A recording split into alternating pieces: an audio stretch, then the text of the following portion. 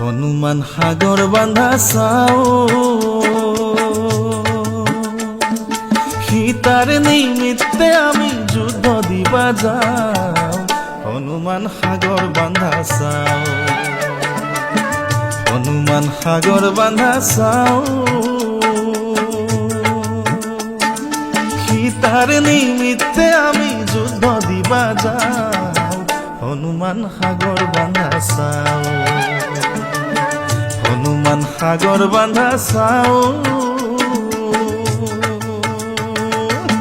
অসমত লাখ লাখ বিঘা মাটি অবৈধভাৱে দখল হৈ আছে।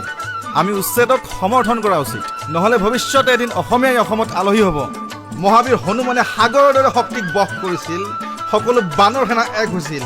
এতিয়া আমিও এক হোৱাৰ সময় সমাগত।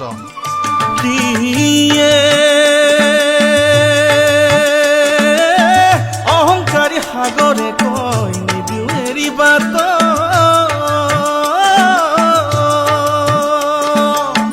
ৰাৱণ দেখোতে সীতা থাকিব নিৰ্ঘাত হে থাকিব নিৰ্ঘাত